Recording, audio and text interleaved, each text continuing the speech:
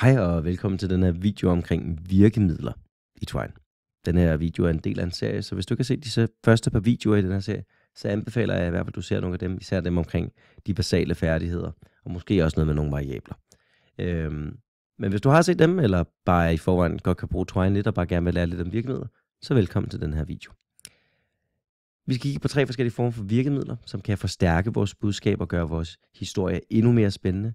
Vi skal kigge på, hvordan vi kan animere tekst, enten efter tid, eller ved at man klikker på noget, og så kommer det frem. Så skal vi kigge på, hvordan man putter billeder ind, og hvordan man putter lyd ind. De 2 sidste er faktisk underligt svært. Det er lidt teknisk, men når man først har styr på det, og man lige lærer en smart måde at gøre det på, så kører bussen, og så kan I putte alt det tekst og alt det lyd ind, I har lyst til. Lad os starte med det nemme, som faktisk er at animere teksten. Lad os starte med at gøre det efter tid. Hvis jeg nu gerne vil have det her tekst, Claus var rigtig stor, skal komme ind langsomt, ikke bare være der med det samme, man kommer ind efter lidt tid, så kan jeg gøre det, at jeg laver en firkantet parentes, og så skriver jeg after 1 second. Og så lukker jeg den igen med en firkantet parentes. Og det I vil se er, at hvis jeg siger test from here, så går der lidt tid, og så kommer al min tekst ind efter 1 sekund. Og det er fordi, at når jeg skriver det her, så det er al teksten efter det her, som ryger ind. Så derfor, hvis jeg nu kun vil have, at det skal være det her, så skal jeg altså efter min tekst her, lave en lille continue. Og det betyder, at alt, der ligger efter den her continue, det fortsætter med at være ligesom det er. Så bliver det her ikke påvirket af det. Man kan også se, at der ligesom kommer en pause, og så er resten, som det skal være. Så det I vil se nu er, at den her tekst kommer ind, men alt det her får lov til at være, som det var før. Og I kan se, at teksten hernede var der, men Claus var rigtig stor, kom svævende ind. Jeg genstarter lige, så I kan se det en gang til. Claus var rigtig stor.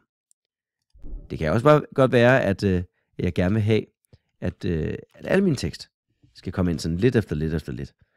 Så jeg kunne finde på at skrive after 3 seconds hernede. Og nu vil det første tekst her komme efter 1 sekund, og så kommer det her efter 3 sekunder. Man skal lige forstå, at det er ikke 3 sekunder efter den her. Det er 3 sekunder siden man åbnede siden. Så hvis det går 1, 2, 3 sekunder, så vil det være 1 sekund, så kommer det her ind. 2 og så 3 sekunder, så kommer det her ind. Prøv at se. Så kommer det her, og så kommer det her. Og jeg fik det her med igen, og det var fordi, at jeg glemte at putte en continue ind. Så det gør jeg lige her. Continue. Lukker den igen, og nu kan vi se, at vores knapper sker ikke noget med, men teksten kommer ind lidt efter lidt sådan her. En anden ting, jeg kan gøre, det er, at jeg kan sørge for, at noget af min tekst kommer ind, når jeg klikker på det. Jeg laver lige en continue, sådan så at det her jo kun rører ved det her op. Og så laver jeg det, der hedder et reveal link. Og det gør jeg ved at lave en krølleparentes sådan her. Og så skriver jeg reveal link her. Laver nogle koloner. Og så laver jeg en apostrof. Og herinde kan jeg skrive det, som man skal kunne se. Og enten kan man skrive sådan noget. Jeg åbner kisten, og så forvandler den tekster til noget andet tekst. For eksempel, hvad der var i kisten. Det jeg egentlig også godt kan lide at gøre, er, at man bare laver sådan 3 punkter og sådan her. Og så kan man se, at der mangler noget der. Men man kan også se, at der er noget tekst, så kan man kan se, at man kan klikke på det. Så jeg laver mine 3 punkter med her, og lukker den igen med endnu en apostrof. Så laver jeg et komma. Og så laver jeg det tekst, som jeg godt kunne tænke mig skulle komme ind bagefter. Og det gør jeg ved at skrive tekst, kolon igen, og så laver jeg min apostrof igen. Og så her kan jeg putte alt det tekst ind, jeg har lyst til. Alt det tekst, der skal komme ind nu, kan jeg putte ind i den apostrof. Så jeg tager bare min tekst her, og klipper den herop i stedet for. Putter endnu en apostrof bagpå her til sidst, og så lukker jeg det med en krølleparentes. Og I kan se, at nu bliver det hele lilla. Så hvis jeg har gjort det rigtigt, så skulle jeg forhåbentlig se, at der er sådan 3 prikker her, jeg kan klikke på, og hvis jeg klikker på dem, så kommer al den her tekst ind i stedet for. Lad os se, om det virker.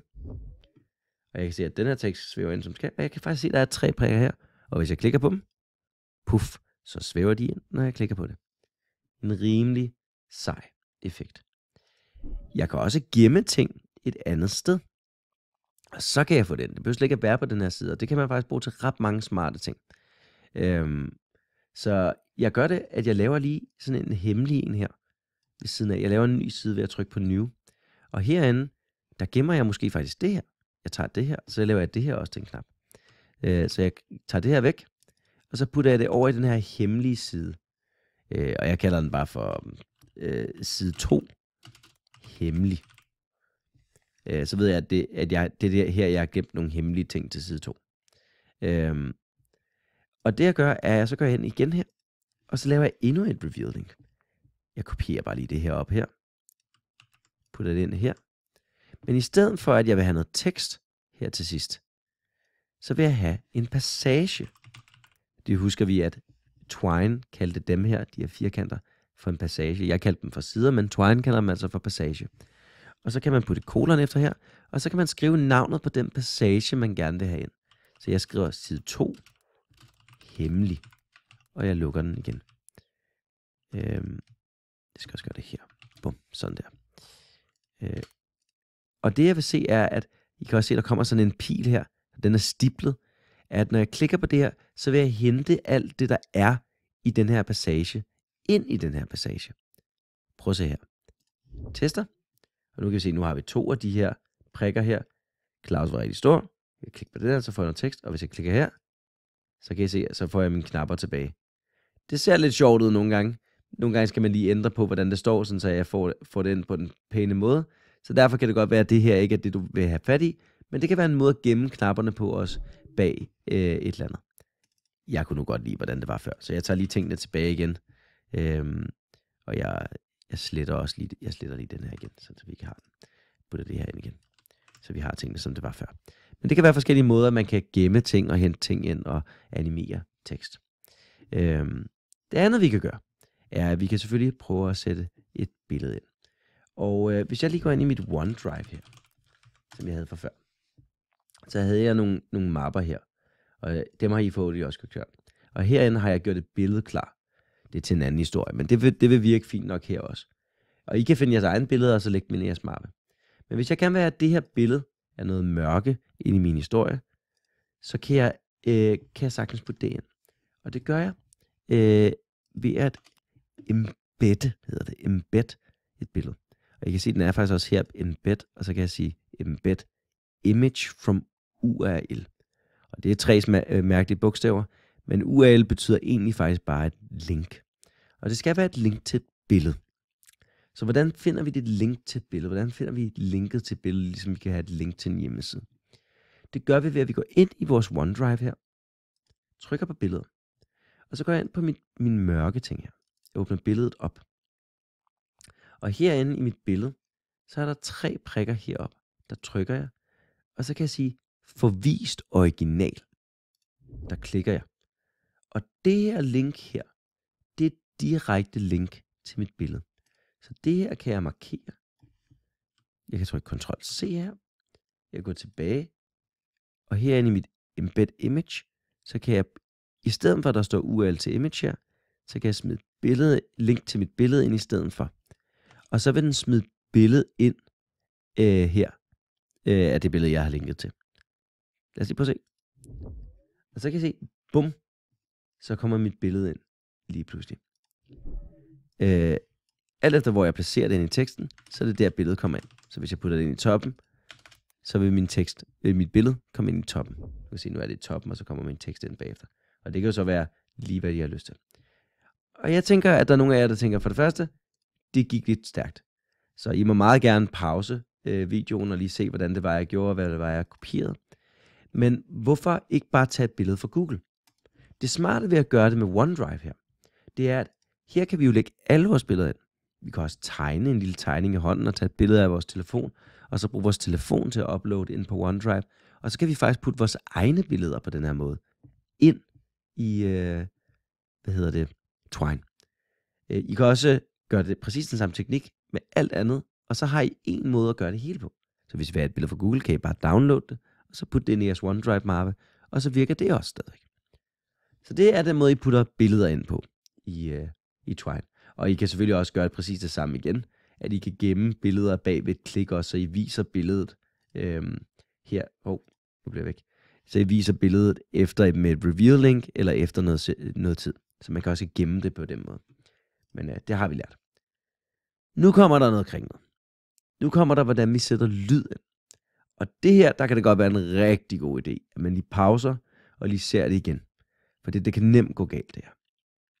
Det vigtige at sige er, at for at vi kan bruge noget lyd, så skal vi lige gemme det lidt, ligesom vi gemmer en variabel.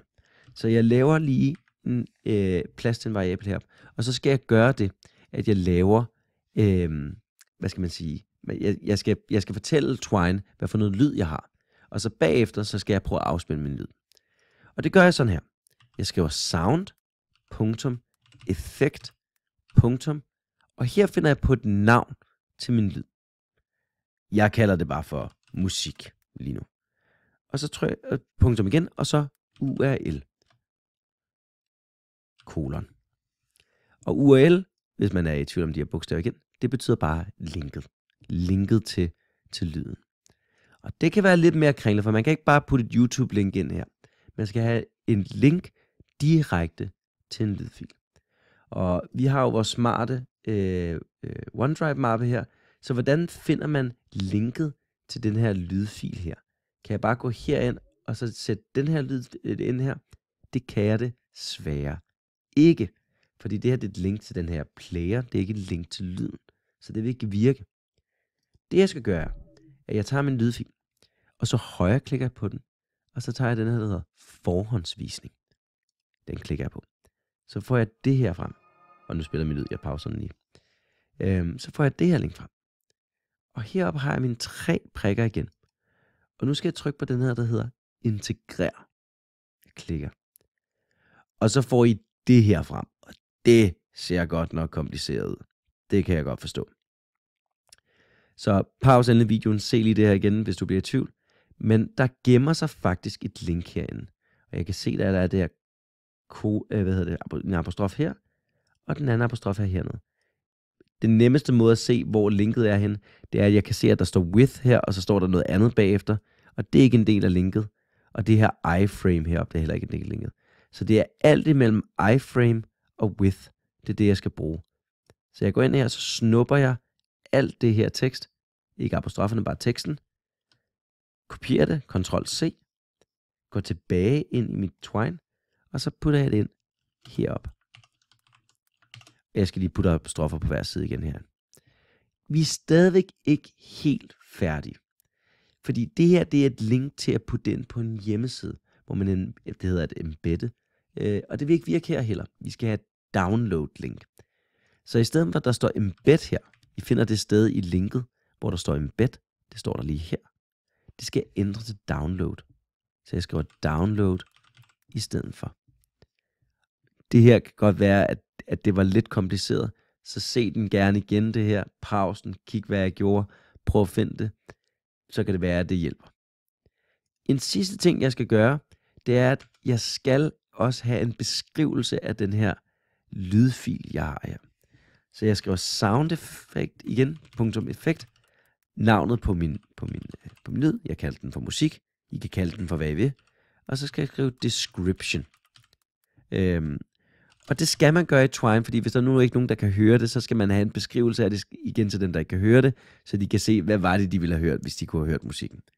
Så jeg skriver bare musik her. Og så kan de se, at hvis de nu ikke kunne høre musikken, så ved de, at der er noget musik, de ikke kan høre. Og hvis jeg så vil spille min musik nu, så skal jeg gå ind nu efter hernede sammen med resten af min tekst, og hernede kan jeg så afspille min musik. Og det gør jeg sådan her. Jeg laver en krølleparentes, skriver jeg sound effekt, kolon, og så går jeg ind, og så skriver jeg navnet på den lydfil, jeg gerne vil spille. Musik. Og så lukker jeg den igen her. Og det betyder, at så snart jeg åbner den her side, så vil min musik gå i gang med at spille. Fordi at den har den her musikfil heroppe, den har linket til den fil, den skal spille, og den har også en beskrivelse af, hvad det er, hvis man nu ikke kan høre den. Og så det her, det betyder, at vi spiller det her link heroppe. Så det skal stå nede i teksten. Jeg ved godt, at den her del var lidt kompliceret. Jeg ved godt, det kan virke lidt overvældende. Men hvis I ser den her et par gange og får styr på det, så vil det her virke med al lyd fra nu af. Så forhåbentlig, så vil I få styr på det. Hvis jeg trykker test from here, så vil I høre, at når jeg kommer ind, I kan se, at jeg har lavet en fejl. Der er et eller andet, der går galt her. Så jeg går ind igen, og så tjekker jeg lige, hvad der er sket. Og jeg kan se, at det der er sket, er, at jeg har glemt at putte apostrofer rundt omkring musik. Man skal huske, at der skal være rundt omkring alt det, der har en titel, skal man lige have de her apostrofer. Så jeg går ind igen, og nu kan I høre, at min musik spiller. Den starter af sig selv, og så kører den. Det er sådan, man putter musik ind i sin Twine. Man kan gøre nogle seje ting også med det her musik, hvor at man gemmer det her musik i sådan et reveal-link her til en anden passage ved siden af, ligesom vi gjorde før, hvor vi tog ting, og så gemte vi det herovre ved siden af. Og så kan man faktisk sørge for, at musikken eller lyden kun kommer ind, når man klikker på en knap igen. Så det er endnu en måde, vi kan kombinere de her forskellige teknikker til at lave alle mulige seje ting. Jeg ved, det kan være lidt svært. Man skal lige vende sig til det. Men jeg er sikker på, at når jeg vender jer til det, så skal det nok gå. Så det er den måde, man laver billeder, animerer og sætter musik ind i Twine. Prøv jer frem. I kan jo finde jeres musik forskellige steder, blandt andet inde på SchoolTube. Der er der den, der hedder Find the Tune. Der er der mange musikvideoer der, og ellers ligger der også gratis musik mange steder på internettet også. Så der kan I finde alle de her ting, og så lægge dem ind i jeres egne OneDrive-mapper. Husk, at her så kan I navngive jeres fil. Jeg kalder den for musik, men hvis man har mange forskellige ting, kan det være, at man skal give den et bedre navn. Og så skal man bare huske, at man kalder på den rigtige fil hernede. Jeg håber, det giver mening. Pause den, se den igen et par gange, så tror jeg, I får styr på det. Men det er altså sådan, at man sætter lyd ind, sætter billeder ind, og sætter ting ind efter tid, eller hvis man skal klikke på et link. Jeg håber, I kan bruge det til noget.